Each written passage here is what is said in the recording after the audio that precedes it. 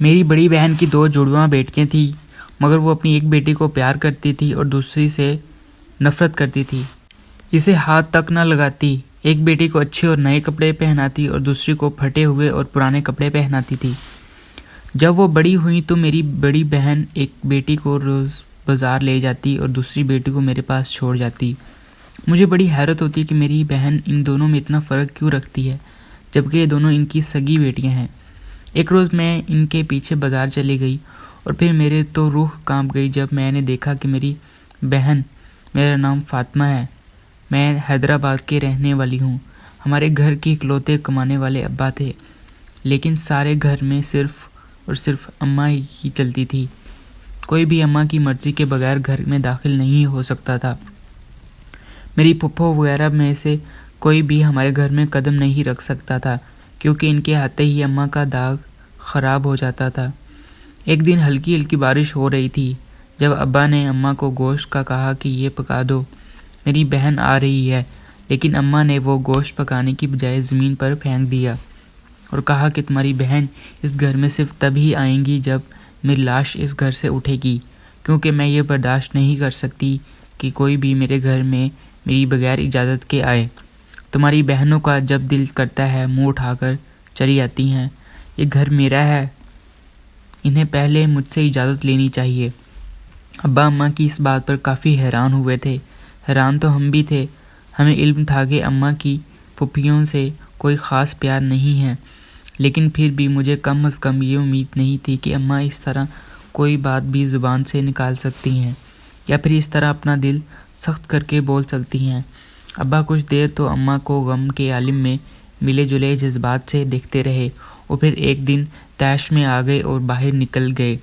ہم سب پریشان ہو گئے تھے کہ ابا ایسے ایک دم غصے میں کہاں چلے گئے ہیں، لیکن یہ سب دیکھ کر بھی اماں کے ماتھے پر ایک جون تک نہ رینگی اور انہوں نے سنگ دلی سے کہا کہ جاتا ہے تو جائے، چند پیسے دے کر سمجھتا ہے کہ اس نے ہمیں خرید لیا ہے، مہینے کا گنا چنا راشن لاتا ہے۔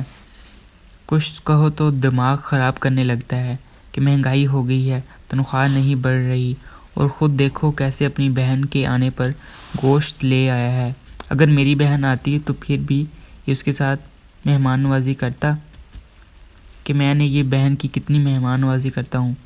تمہارے باپ کی یہ ساری نوازشیں صرف اپنی بہنوں کی دفعہ ہی باہر آ جاتی ہیں، اور اگر کچھ کہہ دو تو اس کا منہ پھول جاتا ہے کہ کبھی کبھی تو میری بہنیں آتی ہیں اور میں ان کو اکلوتا بھائی ہوں، میرے بھی تو 3 بھائی ہیں، ہم کوئی روز روز جاتے تھوڑی ہیں ان کے گھر میں ان کی بیویوں پر بوجھ بننے۔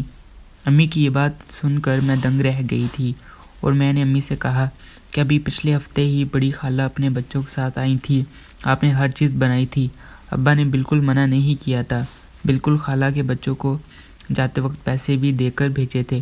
میری بات سن کر اماں غصے میں کہنے لگی، تم اور تمہارا باپ صرف میرے بہن بھائیوں سے ہی ساری زندگی جلتے رہنا، اور اگر تھوڑا بہت اہتمام کر بھی لیا تھا تو وہ تمہارے باپ کے پیسوں کا نہیں تھا، وہ میں نے اپنے ہی پیسے تھے۔ اماں کی بات سن کر میرا دل مزید برا ہوا۔ میں نے یہ بھی کہہ دیا کہ یہ سب ابا ہی کی تو کمائی ہے۔ میری اس بات پر تو اماں نے میرے بال تک پکڑ لیے اور مجھے زور سے دھکا دے مارا۔ میں دروازے کے پاس جا کر گری، میری تو جان نکل گئی۔ جب میں نے پھپھو کو وہاں کھڑے ہوئے دیکھا، وہ نہ جانے کب سے وہاں کھڑی ہماری باتیں سن رہی تھیں اور اب تک خاموش کھڑی رہی۔ میں نے اس وقت تک شرم سے پانی پانی ہو چکی تھی۔ پھپھو کی شکل سے صاف ظاہر ہو رہا تھا کہ وہ سب کچھ سن چکی ہیں۔ میں فوراً اٹھی اور چہرے پہ مسکراہٹ لائی اور کہا کہ پھپھو اندر آئے نا، لیکن پھپھو پلٹ گئیں اور بس اتنا کہا کہ میں چلتی ہوں، بھابھی وہ مٹھائی رکھی ہے، بچوں کو دے دیجیے گا۔ پھپھو کے باہر نکلتے ہی میں بھی ان کے پیچھے لپکی اور کہا کہ پھپھو امی کی باتوں پر غصہ نہ کریں، وہ دل کی بری نہیں ہیں، سب سے بہت زیادہ پیار کرتی ہیں، بس آج ابا سے ذرا سی لڑائی ہو گئی تھی اور اسی وجہ سے ایسی باتیں کرتی رہی ہیں۔ میری اس بات پر پھپھو آنکھوں میں آنسو آ گئے اور انہوں نے کہا کہ بیٹا تم ابھی بچی ہو، لیکن میں تو بچی نہیں ہوں، میں تجربہ کار ہوں اور سب کچھ سمجھ سکتی ہوں۔ یہ سب تو آنکھوں دیکھا تھا، میں تو اب بھی سمجھتی ہوں جو لوگ کہتے نہیں۔ میں نے بھائی جان کو گھر سے نکلتے ہوئے دیکھ لیا تھا اور اسی وقت جان گئی تھی کہ اندر کیا کچھ ہو رہا ہے۔ میں تو وہ بس مٹھائی دینے آئی تھی، کیونکہ میرے لیے تو سب اہم ہے اور میرا خون بھی ہو۔ میں تم لوگوں میں سے بے تحاشا پیار کرتی ہوں، یہ بات ہمیشہ یاد رکھنا۔ میں اب یہاں کبھی نہیں آؤں گی، لیکن پھر بھی تم لوگوں سے پیار کرتی رہوں گی۔ پھپھو کے یہ جملے آج بھی میرے کان میں گونجتے ہیں تو میری روح فنا ہو جاتی ہے، کیونکہ ایک بہن اپنے بھائی کے دروازے پر بہت آس سے آتی ہے۔ اس لیے کسی بھی بہن کے لیے یہ سب جملے سننا اور برداشت کرنا بہت ہی مشکل کام تھا۔ کوئی اور عورت ہوتی تو شاید وہ ایسے برداشت نہ کرتی اور اماں کو ہی گھر سے نکلوا دیتی کہ ہمارے بھائی کا گھر ہے، تم کون ہوتی ہو ہمارے معاملات میں آنے والی یا ہمیں روکنے والی۔ لیکن میری پھپھو ایسی نہیں تھی، اس لیے وہ چپ ہو گئی۔ ہمارے اتنے سب کچھ کہنے کے بعد بھی نہیں بدلی تھی اور انہیں کوئی فرق بھی نہیں پڑا تھا۔ اس دن ابا جب غصے سے گھر سے باہر نکلے تو وہ واپس آئے اور زخمیوں سے چور چور تھے، کیونکہ ایکسیڈنٹ ہو گیا تھا۔ وہ اچھے خاصے زخمی تھے۔ انہیں دیکھ کر ہم سب بہن بھائی رونے لگ گئے تھے اور ہم کیا کر سکتے تھے۔ مجھے پتا تھا کہ یہ سب اماں کی وجہ سے ہوا ہے، اور پھر ابا نے اس دن کے بعد اماں سے بات کرنا چھوڑ دیا تھا، بلکہ گھر میں جو بھی بنتا تھا، جو بھی آتا، ابا کا ان سب سے کوئی تعلق نہیں تھا۔ اس واقعے کے بعد گھر میں کوئی بھی پھپھو یا ابا کی طرف کوئی رشتہ دار نہیں آیا تھا۔ جس دن گھر میں کچھ سکون ہوتا، ابا پھر بھی کھانا بھی نہیں کھاتے تھے۔ شاید اسی وجہ سے ہمارے گھر میں ایک خلا سا پیدا ہو گیا تھا۔ لیکن پھر کچھ ایسا ہوا کہ جس نے ہماری زندگیاں بدل کر رکھ دی تھی۔ ہماری وہ پھپھو جنہوں نے کئی سال پہلے ایک وعدہ کیا تھا کہ وہ ہمارے گھر نہیں آئیں گی، ان کے ساتھ کچھ ایسا ہوا کہ وہ مستقبل میں ہمارے گھر رہنے کے لیے آ گئی تھی۔ پھپھو کے شوہر میری اماں کے ہی رشتہ دار تھے اور وہ نشئی تھے۔ اماں نے جان بوجھ کر پھپھو کی شادی اس نشئی سے کروائی تھی تاکہ پھپھو کی زندگی تباہ ہو جائے۔ لیکن پھپھو بہت ہی صبر و شکر خاتون تھی، اس لیے وہ اپنے شوہر کے ساتھ ہی وہیں رہیں اور اپنا گھر ٹوٹنے سے بچاتی رہیں۔ ان کی مسلسل ساتھ کی وجہ سے پھوپھا جی بھی اچھے ہو گئے تھے، لیکن نشے کی مکمل عادت وہ نہیں چھوڑ پائے تھے اور اس وجہ سے ان کی موت ہو گئی تھی۔ پھوپھا کے مرتے ہی پھپھو پر قیامت ٹوٹ پڑی اور ان کے سسرال والوں نے ان پر ظلم کرنا شروع کر دیا تھا۔ اب سب تو شاید اس بات سے انجان ہی رہتے، لیکن ایک دن پتہ نہیں ابا کے دل میں کیا سمائی کہ پھپھو کے گھر میں سے ملنے کے لیے چلے گئے۔ جیسے وہ ان کے گھر کے اندر داخل ہوئے، ابا زور زور سے چیخوں کی آواز سنی تو پھپھو کی ساس، جو کہ میری اماں کی خالہ بھی تھی، مسلسل پھپھو کو چاولوں والے چمچ سے مار رہی تھی۔ پھپھو کے بچے تو رو رو کر معافیا مانگ رہے تھے۔ ابا سے یہ منظر دیکھا نہیں گیا اور جتنے سالوں سے مسلط کے تحت خاموش تھے، آج جلال میں آ گئے تھے اور پھپھو کو وہاں سے اٹھایا اور انہیں سامان سمیٹنے کا کہا اور پھر انہیں اپنے گھر لے آئے۔ امی نے ایک دفعہ پھر ہنگامہ کھڑا کرنے کی کوشش کی تھی تاکہ ابا بہن کو کسی اور جگہ چھوڑ آئے، مگر اس بار ایسا کچھ بھی نہیں ہوا تھا۔ پھپھو کہیں نہیں گئی تھی اور نہ ہی ابا نے پھپھو کو کچھ کہا تھا۔ یہ اماں کی خام خیالی ثابت ہوئی اور ابا اپنے فیصلے پر ڈٹ گئے تھے اور اماں کو ایک تھپڑ رسید کیا اور کہا کہ تمہاری وجہ سے میری بہن آج اس حال پر آئی ہے۔ تم نے اپنے نشئی کزنز کے ساتھ میری بہن کو رخصت کیا تھا، لیکن اس نے ایک بار بھی مجھے نہیں کہا کہ وہ پریشان ہے۔ اس کے سسرال والے بھی گھٹیا لوگ تھے۔ وہ آج تک چپ رہی، لیکن اب میں چپ نہیں رہوں گی، اور جو کچھ ہو چکا ہے اب اسے کچھ نہیں ہوگا۔ اب ابا کی اس ہمت پر حیران رہ گئے اور اماں نے بھی اس کے بعد قسم کی بدتمیزی نہیں کی۔ وہ تو جیسے خود بھی دنگ رہ گئے تھے کہ ابا ایسا بھی کر سکتے ہیں، کیونکہ اماں تو ایسے رویے کی عادت نہیں تھی۔ ابا نے آج تک وہ سب کیا تھا جو اماں نے کہا تھا، چاہے کوئی بات کتنی ہی ناجائز کیوں نہ ہو۔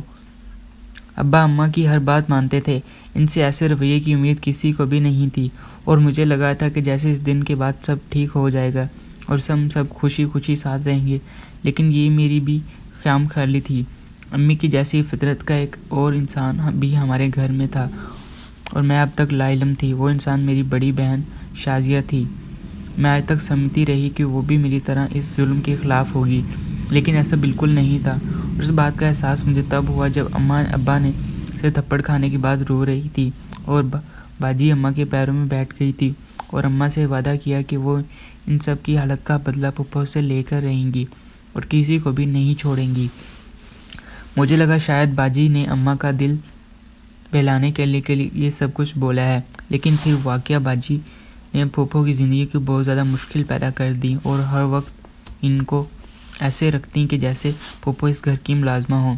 اس وقت یوں ہی گزرتا رہا، مگر پھر ایک دن ایسا بدلہ آیا کہ میں حیران رہ گئی، کیونکہ باجی نے پھپھو کے ساتھ بہت اچھے سے بات کرنا شروع کر دیا۔ اب باجی ہر وقت پھپھو کے پاس سے ہی رہتی اور انہیں کوئی بھی کام نہ کرنے دیتی۔ میرے لیے تو بڑی ہی حیران کن بات تھی کہ آخر یہ سب کیسے پلٹ ہوگی، کیونکہ گھر میں تو کچھ بھی نہیں ہوا تھا جو غیر معمولی ہوتا، اس لیے مجھے ایسے لگا تھا کہ جیسے باجی کا دماغ ٹھکانے پر آ گیا ہے اور انہیں عقل آ گئی ہے، یا شاید انہیں بڑے چھوٹے کی تمیز آ گئی ہے۔ اور ہم سب مزے کی بات تھی کہ باجی ہر وقت پھپھو کے ساتھ رہتی، پر اماں اسے کچھ نہیں کہتی تھیں اور بہت خوش رہتی تھی، اور اگر ہم اسے کوئی ایسا کرتا تو ہمیں بہت باتیں سناتی۔ گھر میں یہی سب چل رہا تھا کہ ایک صبح ہمارے سارے گھر والوں پر قیامت بن کر ٹوٹی۔ اس دن ہم سب اکٹھے ہوئے تو پھپھو کے بیٹے کو پنکھے کے ساتھ لٹکا پایا تھا۔ اس نے اپنی جان لے لی تھی، مگر جان کیوں لی تھی کسی کو کچھ پتہ نہیں تھا۔ یہ بہت بڑی عجیب بات تھی، اور اس کے بعد پھپھو بھی خاموش ہو گئی اور اماں نے جلد از جلد باجی کو اس کے گھر رخصت کر دیا۔ یہ سب اتنا اچانک ہوا تھا کہ کوئی بھی سمجھ نہیں پایا تھا، اور سب اپنی اپنی زندگیوں میں مگن ہو گئے تھے۔